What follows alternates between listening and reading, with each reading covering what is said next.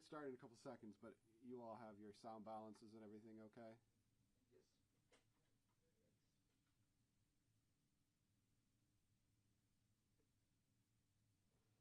All right, give us just a couple seconds. Our last speaker is almost set.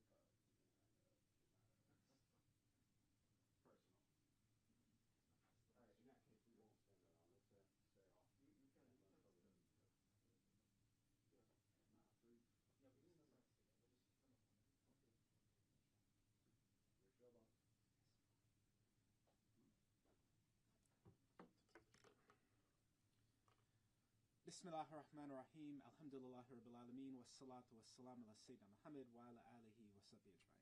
In the name of God, the most compassionate, the most merciful, all praise belongs to God, the Lord of the worlds. May peace and blessings be upon Prophet Muhammad, his family, his companions, and all of God's prophets and messengers.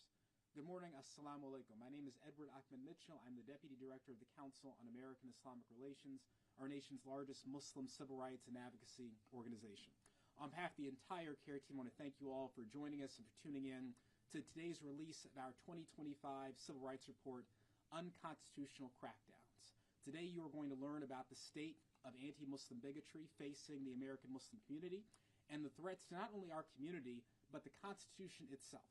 And as you all know, the timing is remarkable because just a few days ago, a Columbia University graduate and lawful permanent resident of this country, Mahmoud Khalil, was arrested by ICE without any basis and thrown into a black hole in some ICE jail in Louisiana. This attack on him, this unconstitutional targeting of Mahmoud Khalil, is the consequence and the culmination of the abuses that have occurred over the past year, which you are going to hear about as our speakers discuss the findings of today's report, Unconstitutional Crackdowns. This madness must end, not only because of the harm it's doing to the American Muslim community, to advocates for Palestinian human rights, but because of the harm it is doing to our nation and to the Constitution of the United States. With that in mind, I want to first start by welcoming our National Executive Director, Brother Nihad Awad, to share some remarks with you today. Nihad.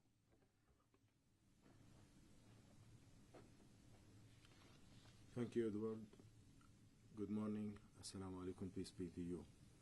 First, I would like to thank our amazing team, Corey Saylor and Farah Afifi, for preparing this annual Civil Rights Report on behalf of CARE. This year's report shows the highest number of cases, complaints ever received by CARE in its 30 years of collecting data and issuing reports on the civil rights of American Muslims. This historic level of the rise of Islamophobia is alarming.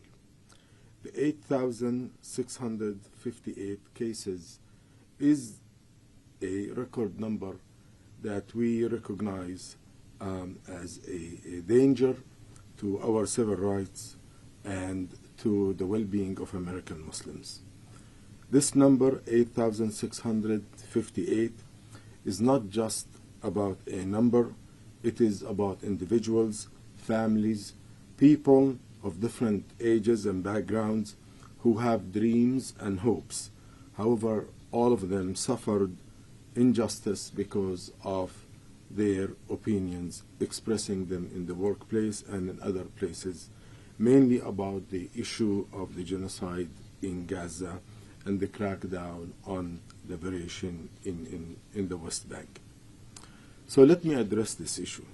I stand here today to address a pressing issue that strikes at the very heart of our democracy, the unconstitutional crackdown on free speech in the United States.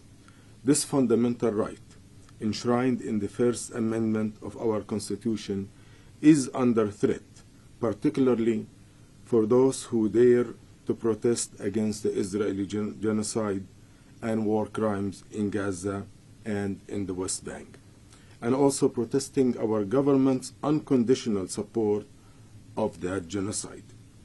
The First Amendment guarantees that Congress shall make no law abridging the freedom of speech or of the press or the right of the people peaceably to assemble and to petition the government for a redress of grievances. This cornerstone of our democracy has protected the voices of dissent, the cries for justice, and the calls for change throughout our nation's history. From the civil rights movement to the anti-war protests to opposing South African apartheid regime, Americans have exercised their right to free speech to challenge injustices and advocate for a better world. It is this very right that allows us to hold our leaders accountable and to ensure that our government remains of the people, by the people, and for the people. However, today we face a troubling reality. Recent measures have been taken to suppress protests, particularly those addressing the Israeli genocide in Gaza. These measures include arrests, surveillance, and intimidation tactics aimed at silencing voices that speak against injustices. Individuals, students like Mahmoud Khalil, and groups advocating for Palestinian rights have been disproportionately targeted, facing legal repercussions simply for exercising their constitutional rights of free speech. This crackdown not only undermines our democratic principles, but also sets a dangerous precedent for the future. The actions taken to suppress those protests are not only unconstitutional, but also deeply unethical. Silencing dissenting voices violate the very essence of our democracy and erodes the trust between the government and its citizens.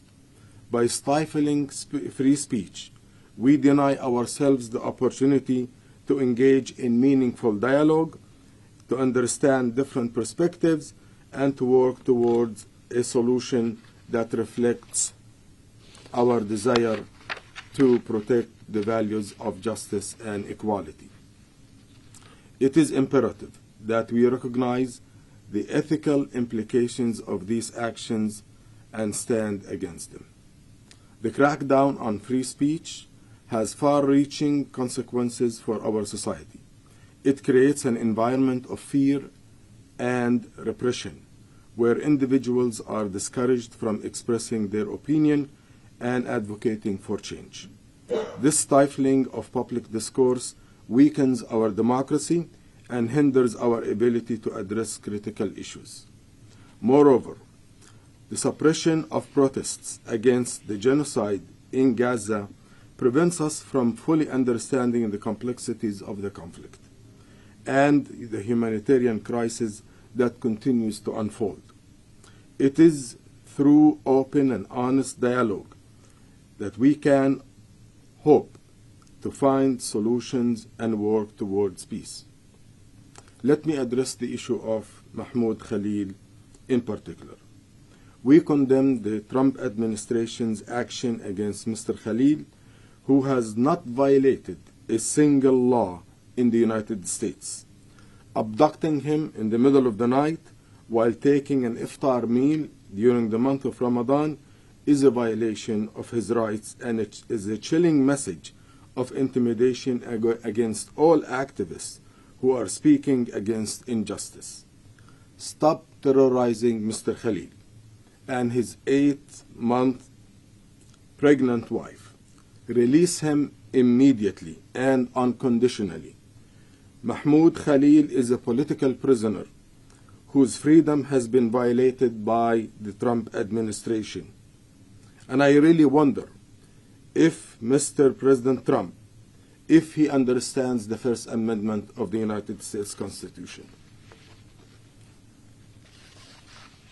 We applaud the federal judge, Jesse Furman, for blocking the Trump administration from deporting Mr. Khalil. I call on all of us to stand up right and fight for free speech for all Americans. For if we fight for this right, we preserve what America means to itself and to the world, a free and democratic country that sets itself apart from other societies and other countries where dissenting views are not punished but are valued and protected. In conclusion, free speech in America is a holy and important value that keeps the foundation of our democracy intact. Any attack on free speech for one individual is a threat to all freedoms of all people in this country and around the world. Thank you.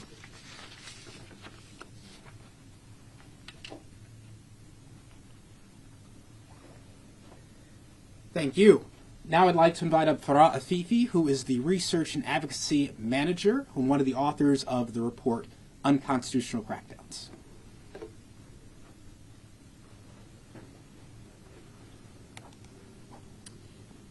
Thank you, Edward, and thank you, everybody, for being here. My name is Farah Afifi. I am the Research and Advocacy Manager at the Council on American-Islamic Relations, and I'm also the co-author of our newest 2025 Civil Rights Report, Unconstitutional Crackdowns. Today, I'd like to take you all through some of the key findings and recommendations from the report, as well as answer any questions that you all might have. The first thing I would like to show you all today is a graph of the total number of complaints that CARE receives on a year-by-year basis. Now, as you can see, in general, the number of complaints we receive increases over time, with one very important dip in 2022. That was the first time that our offices saw a decline in the number of cases reported to CARE offices. That decline did not last for very long, however, as in 2023, we had reported 8,061 complaints, which at the time was the highest number of complaints reported to CARE offices across the country. In 2024, the state of American Muslim civil liberties has only gotten worse. We noted a 7% increase in the number of complaints we received, making 2024 now the highest reported year on record in our organization's 30-year history. That number is 8,658 complaints. The highest reported category was employment discrimination at 1,329 complaints. I'm going to speak about this in more detail in just a moment, but it is important to note here that this is the first time in our organization's history that employment discrimination is the highest reported category to CARE offices. Immigration and asylum cases continue to be among the highest reported complaints as immigrants and asylees face discrimination in the government's immigration processes. Education discrimination also continues to be among the highest reported complaints, and I will speak about this more in just a moment as well. But it is worthwhile to note that this reflects what we have seen not only in late 2023, but throughout 2024, which is that students have been targeted not only by peers, not only by external individuals and organizations, but by their very universities and school systems because they are speaking out in support of Palestinian rights and against the genocide in the Gaza Strip. The last thing I would like to note on this slide is that for the second year in a row, hate crimes and hate incidents continue to be among CARE's highest reported categories. This means that every day Muslims, Arabs, Palestinians, as well as Islamic religious and cultural institutions are targets of incidents of discrimination and hate. The next thing I would like to show you all is a breakdown of the total number of complaints we received on a month-by-month basis. As you'll see in the graph, in general, the number of complaints we received in early 2024 increased and reached a record high in May 2024. As we know, in mid-April 2024, there was the establishment of the first student-led anti-genocide encampment, or sit-in, at Columbia University. Students at over 100 universities quickly followed suit, also establishing student-led anti-genocide encampments calling for Palestinian human rights. Unfortunately, many universities overwhelmingly responded to those students, not with dialogue or an extension to discuss their concerns, but rather with police batons and arbitrary policies meant to repress free speech. We believe that we see the impact of those actions very clearly reflected here in the data. Now, I'd like to go ahead and discuss some of the key trends that are emerging from the 2024 data. The first, as I mentioned, is that employment discrimination in particular is at an all-time high. Again, this is the first time in our organization's 30-year history that employment discrimination is the most highly reported category. Previously, last year, we reported that there was a 113% increase over the previous year in employment discrimination cases. In 2024, that number has only gotten worse. We have seen an 11% increase over the previous year in the number of employment discrimination cases reported to care offices. This reflects what we have seen throughout 2024, which is really an industry-wide crackdown on employees, particularly Muslim, Palestinian, Arab, and other employees who are expressing anti-genocide views. In particular, we have noted that employers who have sought to produce inclusive work cultures for all employees have refused to extend those same inclusive work cultures to Muslim, Palestinian, Arab, and other employees who seek to share identity-related speech at work. The second key trend that I'd like to note is that there is still a persistent increase in the number of education-related complaints that we are seeing. So again, last year we reported a 219% increase in the number of education-related complaints we receive. And by education-related, what I mean is both incidents of bullying and education discrimination at the K through 12 and at the level of higher education. In 2024, that number has also only gotten worse. We saw a 24% increase in the number of education-related complaints reported to our offices.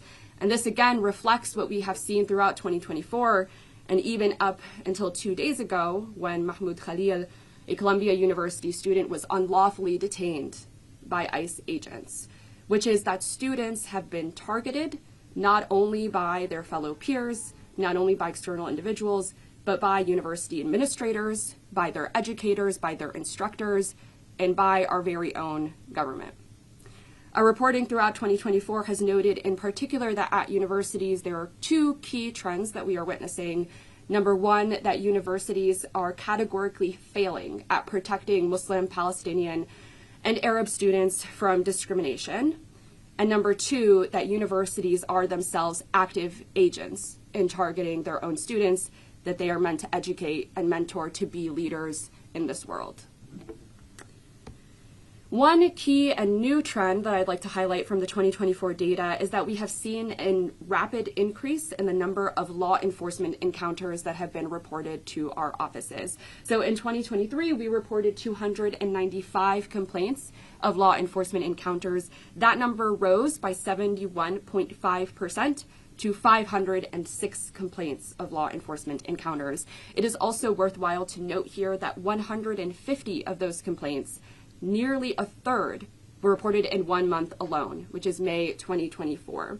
This further confirms what we believe to be true of April and especially May 2024, which is that universities who have overwhelmingly responded to their students with police batons and law enforcement have directly led to an impact and a threat to the state of American Muslim civil liberties, which we see again reflected here in the data.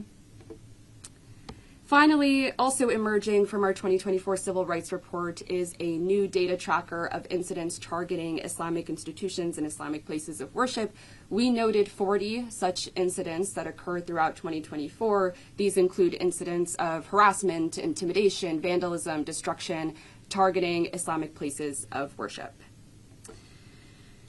It is very clear to us that we continue to live in a time of threat to the state of American Muslim civil liberties and the ability of everyday Muslims to practice their faith in the United States.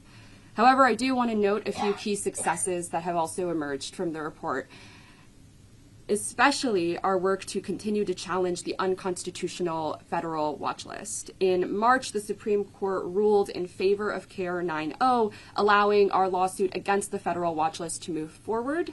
In August, we also filed new lawsuits to challenge what appears to be the federal government's decision to use the federal watch list explicitly to target Palestinian community activists. In August, CARE National, as well as our Los Angeles office, filed lawsuits on behalf of Osama Abu Shaid, as well as Mustafa Zaidan, two Palestinian American activists who appear to be targeted by the watch list simply for speaking up against the genocide of their people. Finally, I'd like to conclude with a few of the recommendations that are emerging from the report. Number one, we continue to urge government officials, corporate leaders, and all universities and schools to respect free speech on Palestine. Number two, we push for the Trump administration to suspend dissemination of the FBI's watch list, which the Biden administration failed to do. Number three, we urge Congress to enhance anti-doxing laws. We have seen doxing impact students, employees, and many other individuals across the country who are seeking to share peaceful speech in support of Palestinian rights. And lastly, we urge the U.S. to tie police funding to hate crime data submission so that we may better understand the challenges facing the American Muslim community. And with that, I'd like to conclude my presentation, and I would like to invite Corey Saylor, the Research and Advocacy Director, to speak on the new report as well. Good morning. I'm Corey Saylor. I'm the Research and Advocacy Director with CARE. I am also one of the co-authors on this new report. We appreciate you all giving us some time out of your days. If you want to sum this report up, we face hard times. At CARE, for us, facing hard times means resilience. And resilience is not surviving hard times, it's thriving in hard times. The American tradition of targeting politically disfavored communities is alive and well. This report shows us that. President Biden gave us genocide and a wave of Islamophobia. President Trump, in his first term, gave us the Muslim ban, and we're expecting another one soon. President Obama gave us countering violent extremism programs.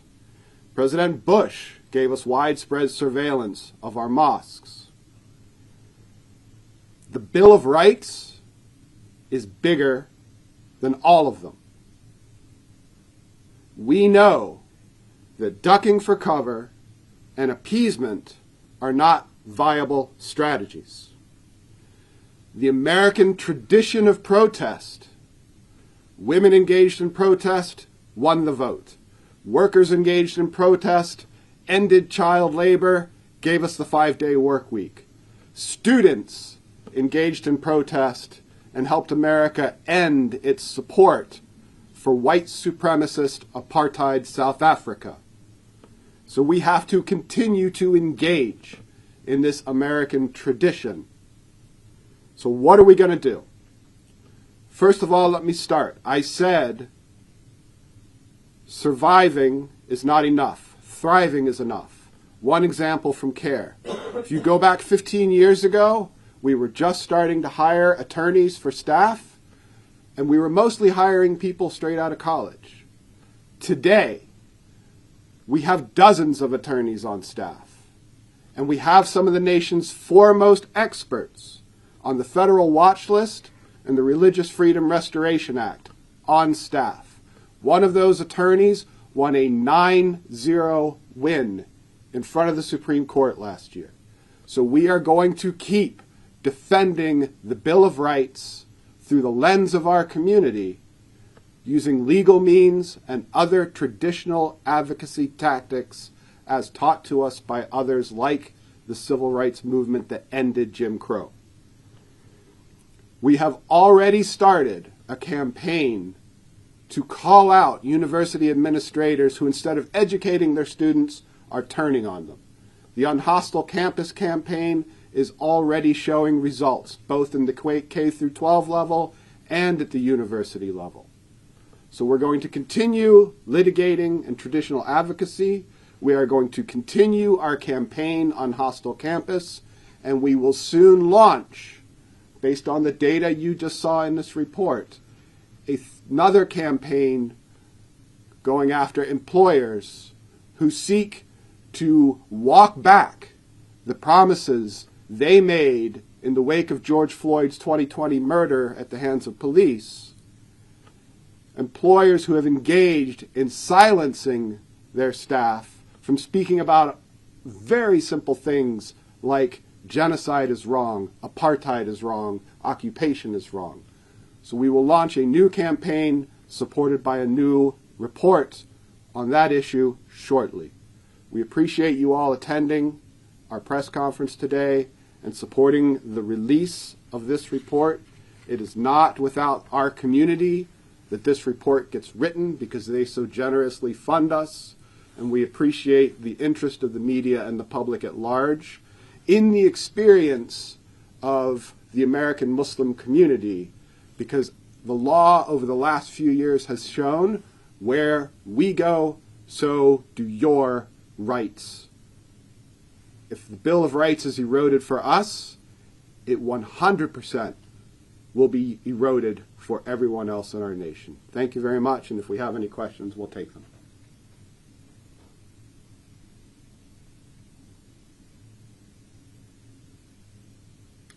And with that, our staff is available for one-on-ones after this event, and we thank everybody for giving us time out of your day and watching this. You can go to Islamophobia.org if you'd like to download the report and read it. Thank you.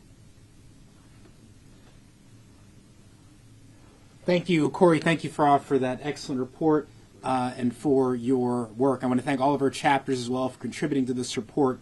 CARE has a presence in over half the country with our chapters and satellite offices, and then our national office handles any state where there is not a CARE office. And so when you see these numbers, this is from across America.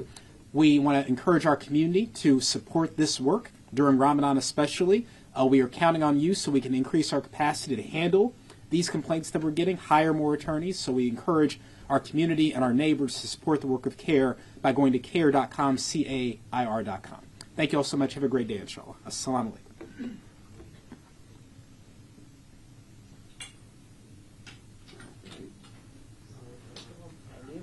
4 months of our lives, summed up in 20 minutes.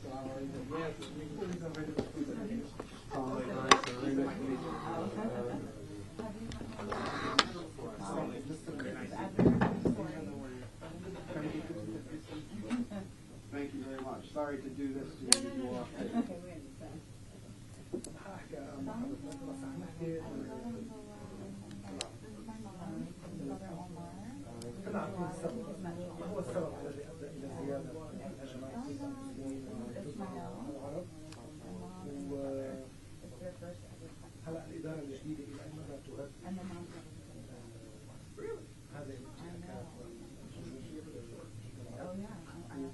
بشكل عام لو بدك تشوف ارقام، عندك ارقام ولا بتفضل حدا ثاني يحكي ارقام؟ بس بشكل عام قديش شفت الزياده من عام الماضي بشكل عام بفكر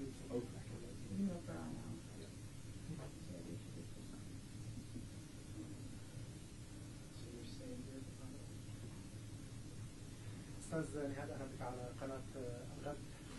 ما هي الاسباب التي ادت الى حوادث العنف والكراهية ضد المسلمين ضد العرب وطبعا ضد الفلسطينيين في الولايات المتحدة؟